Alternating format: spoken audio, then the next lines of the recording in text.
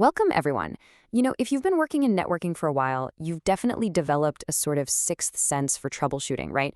But what happens when that intuition actually starts lying to you? Well, welcome to part 6 of our 8-part explainer series on IPv6 troubleshooting. This is brought to you by Virtualization Options LLC, a technology research, education, and advisory group out of Colorado. Today, we're focusing on system admins and tech support folks who already know their way around IPv4, but are in the trenches of their organization's migration to IPv6.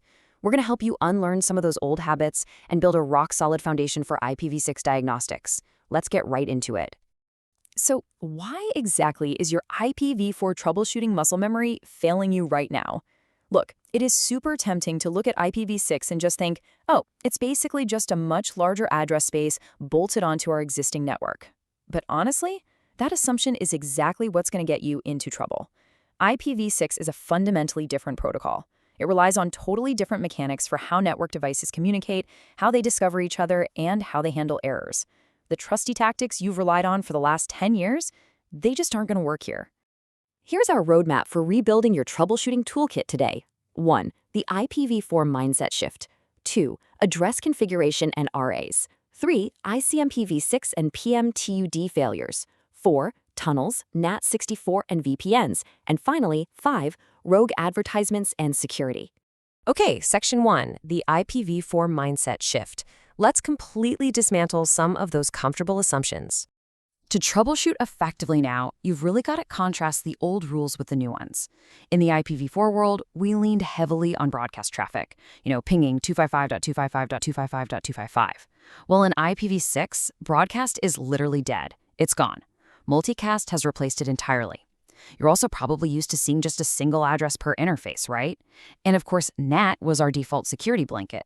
But in IPv6, every device is potentially globally routable, and NAT is largely absent. That completely flips your firewall design on its head. And this perfectly illustrates the new normal. On one side, you've got comfortable old IPv4 with its single address. On the other, IPv6.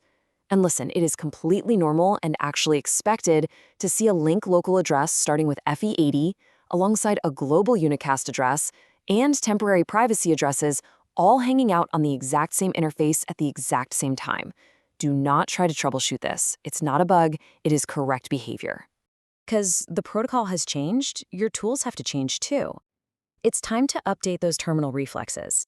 Instead of your old go-to commands, you'll be using IP-6 adder to view all of those multiple addresses, and SS-6 for your socket stats.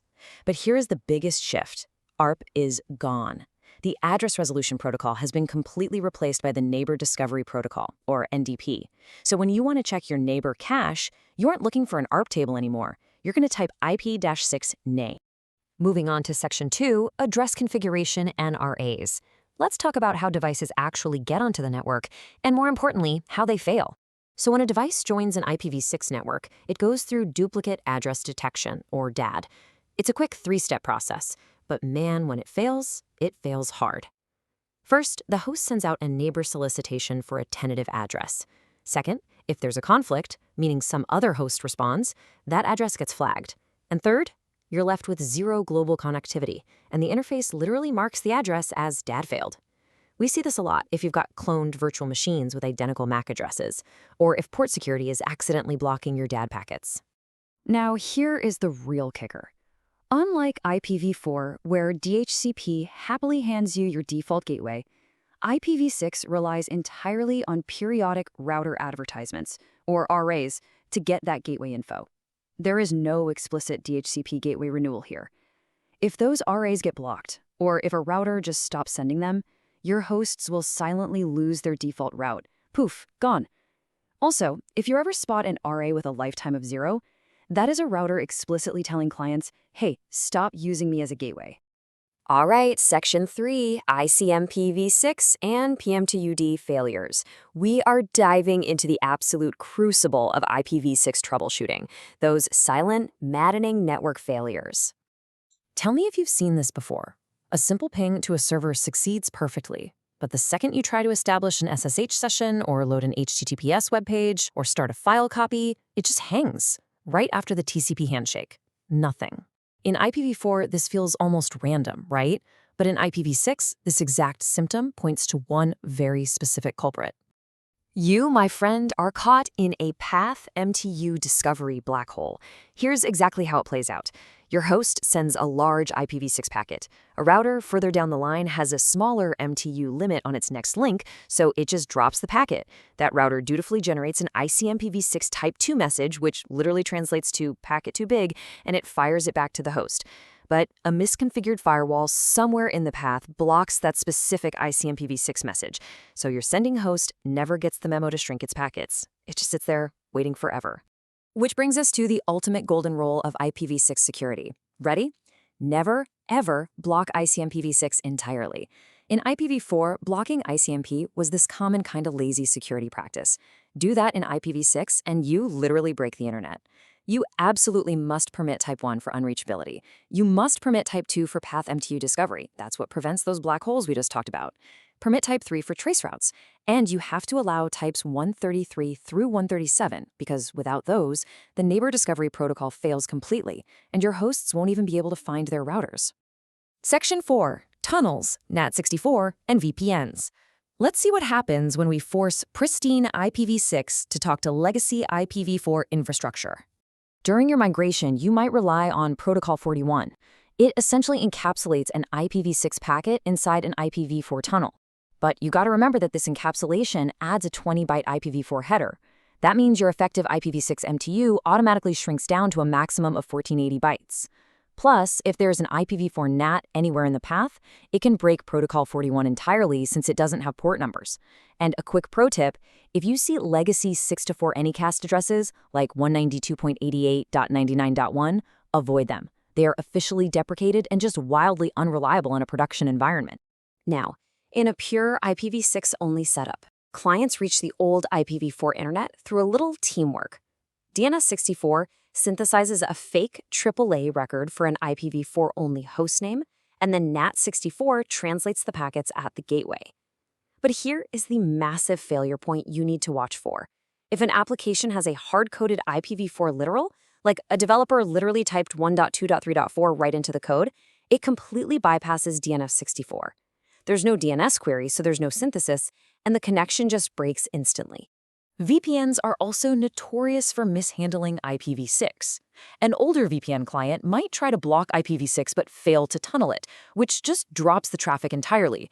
Or even worse, it might ignore IPv6 altogether, creating a split tunnel leak that completely bypasses your corporate security. Also, if your users are complaining that internal resources randomly fail depending on whether the VPN is on or off, check your split DNS. Run a dig plus short AAA command. You need to verify exactly which DNS server is answering and whether it actually knows your internal IPv6 addresses. Finally, Section 5, Rogue Advertisements and Security. We need to equip you to handle the unique threats that come with IPv6 auto-configuration. A single rogue router advertisement can hijack an entire subnet, and it seriously doesn't even take a malicious hacker to do this. A well-meaning developer spinning up a Docker container can accidentally broadcast an RA that just overwrites your enterprise default gateway. You have got to lock this down. The best fix? Enable RA Guard on all your switch access ports. That blocks RAs right at the hardware level. You should also explicitly disable IPv6 on your Docker daemon bridge networks, and make sure to keep your VM traffic isolated on dedicated VLANs.